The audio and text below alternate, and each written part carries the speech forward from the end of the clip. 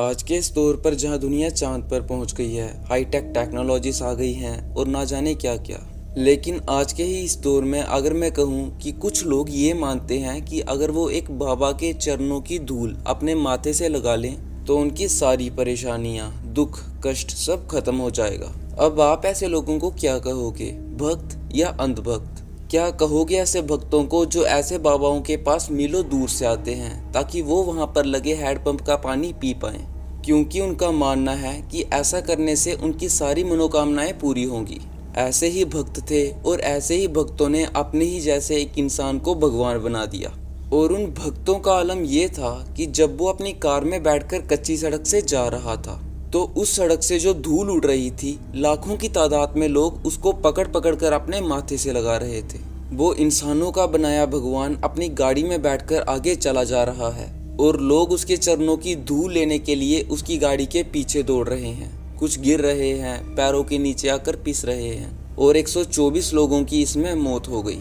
पर कैसे एक यूपी पुलिस का कांस्टेबल इतना बड़ा बाबा बन गया कि 2 जुलाई को 2.5 लाख से भी ज्यादा लोग उसके प्रवचन में पहुंच गए? तो आज मैं यही कहानी आपके सामने रखूंगा एंड आई थिंक कि आपको ये कहानी पूरी सुननी भी चाहिए ताकि आपकी भी आंखें खुल सकें। So hello friends, my name is Naveen and today our case story is revolving around Hathras कांड।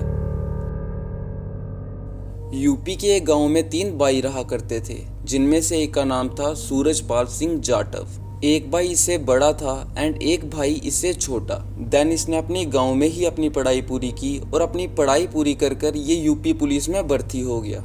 और कुछ टाइम नौकरी करने के बाद यूपी पुलिस ने उसे LIU लोकल इंटेलिजेंस यूनिट वहां पर भेज दिया। और LIU का काम रहता है अपने डिस्ट्रिक्ट की खुफियागिरी करना कि कौन क्रिमिनल है, किसका कैरेक्टर कैसा है, ये सब कुछ LIU देखती है।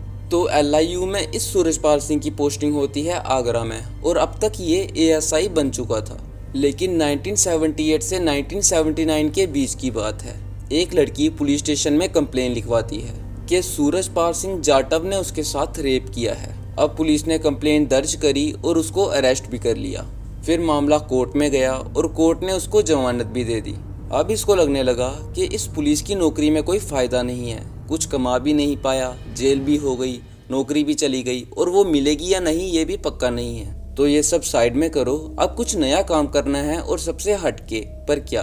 तब इसने नोटिस किया कि ये जो अपने देश के बाबा हैं, इनकी दुकान अच्छी चलती है, तो क्यों ना मैं बाबा ही बन जाऊं। ना कोई अपनी जेब से पैसा लगाना है, बस लोगों को बेवकूफ़ी बनाना है। तो ये सूरजपाल सिंह अब तय कर लेता है कि अब वो बाबा बनेगा। लेकिन अब शुरुआत कहाँ से करे?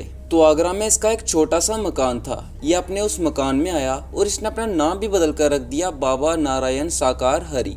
एक आदमी जिसपे रेप के चार्जेस लगे हुए हैं वो हरि का भक्त बन गया। अब नाम तो बदल लिया, लेकिन बाबा बनने के लिए इतना सब तो काफी नहीं है, अभी भी बहुत कुछ करना पड़ेगा। फिर ये देखता है कि मार्केट में जितने भी बाबा हैं इन सबका गेटअप एक जैसा है, बिल्कुल ओल्ड स्कूल। और इस बिजनेस में भी काफी ज्यादा कंपटीशन है, तो मुझे इनसे कुछ अलग करना है। तो ये सोचता है कि मैं बिल्कुल अलग गेटअप बनाऊंगा, इस बार बाबा बिल्कुल अप टू डेट होगा। तो इसने अपने कपड़ों का कलेक्शन चुना, white coat, white pant, white shirt और उसके साथ एक टाई। अब सूट बूट में आया बाबा अपने आगरा के मकान में बैठ गया। अब इसकी दुकान तो तैयार थी, लेकिन ग्राहकों को कैसे अट्रैक्ट करे? तो ये बाबा प्रचार करता है कि मेरी सीधा भगवान से बात हुई और उन्होंने मुझे वरदान दिया और कहा कि जाओ लोगों के दुख दर्द दूर करो। लेकिन अब दुख दर्द दूर करने के लिए कोई प्रोडक्ट भी चाहिए ना, जैसे किसी का लड्डू होता है, किसी के धागे होते हैं, किसी की विभूति होती है, किसी का कुछ, किसी का कुछ। तो ये बाबा अब इसका भी सॉल्यूशन निकालता है। ये कुछ हैंडपंप बनाता है और कहता है कि जो इस हैंडपंप का पानी पिएगा उसकी बल्ले बल्ले हो जाएगी। अब कुछ लोग आते हैं, मान लो 100 लोग आए और उनमें से 4-5 लोगों की पानी पीकर प्रॉब्लम सॉल्व हो गई, तो इसी से बाबा की दुकान चल पड़ी।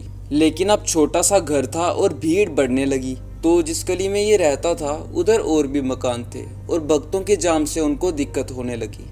इसलिए ये अपना एड्रेस चेंज करता है और अपने गांव में जाकर अपनी जमीन पर एक आश्रम बनाकर बैठ जाता है। तो भक्तों ने कहा कि यार ये बाबा बड़े भोले हैं, तो इनका नाम अब से भोले बाबा। अब नारायण साकार हरि से बन गया ये भोले बाबा।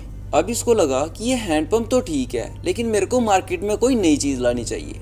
अब धर्म के बिजनेसमैन हैं ये लोग, तो करना पड़ता है इनको। तो ये हुआ कि बाबा जहाँ पर भी कदम रख देते हैं अगर कोई उस जगह की धूल अपने माथे से लगा ले तो उसकी जिंदगी संवर जाएगी। बाबा का दायरा अब बढ़ने लगा। एमपी, राजस्थान, दिल्ली, आगरा, यूपी, हर जगह बाबा फैल गया।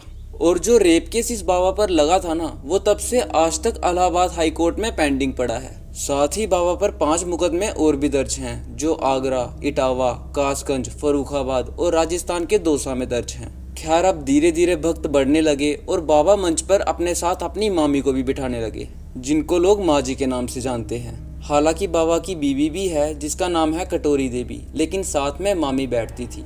अब बाबा का दायरा बढ़ने लगा था तो बाबा कहता है कि मुझे जहाँ जहाँ पर भगवान कहेगा मैं वहाँ वहाँ पर सत्संग करूँगा। मुझे नहीं पता कि भगवान इसको मैसेज कैसे करते थे, बाय ईमेल, बाय पोस्ट, या फिर इसको कोई मैसेज आता था व्हाट्सएप पर, लेकिन ये पहले ही बता देता था कि इस तारीख को मैं इस जगह पर प्रवचन दूंगा। अब ऐसे ही बाबा को ऊपर से आदेश आया कि 2 जुलाई 2024 को हाथरस में प्रवचन देना है। बाबा के भक्त भी काफ़ी बढ़ चुके थे तो इसके लिए पुलिस से परमिशन लेनी पड़ती है। तो बाबा का एक मुख्य सेवादार हाथरस पुलिस स्टेशन पहुंचता है और बताता है कि 80,000 लोगों का प्रबंध है, बाबा ने प्रवचन देने आना है, इसके लिए परमिशन चाहिए। तो पुलिस परमिशन दे देती है और 2 जुलाई को करीब 12:30 बजे बाबा पंडाल पहुंच जाता है। लेकिन यहाँ लोग 80,000 नहीं बल्कि करीब 2.5 लाख थे और इनको संभालने के लिए पुलिस प्रशासन ने 40 पुलिस वाले दिए थे। अब करीब 1:40 पर बाबा का प्रवचन खत्म होता है और वो अपनी गाड़ी में बैठकर एटा की तरफ निकल जाता है। लेकिन रास्ते में काफ़ी भीड़ जो बाबा की गाड़ी से धूल उड़ेगी उसको अपने माथे से लगाने के लिए इंतज़ार कर रही थी।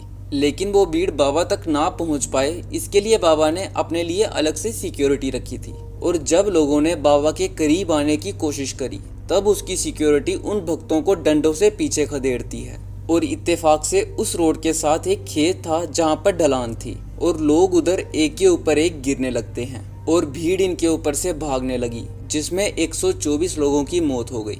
और आप इस बाबा की बेशर्मी देखो कि जिसकी चरणों के धूल के लिए लोग इसके पीछे दौड़ रहे थे, कुछ मर रहे थे, और ये बाबा सब कुछ देखने के बावजूद भी एक बार भी अपनी गाड़ी नहीं रोकता।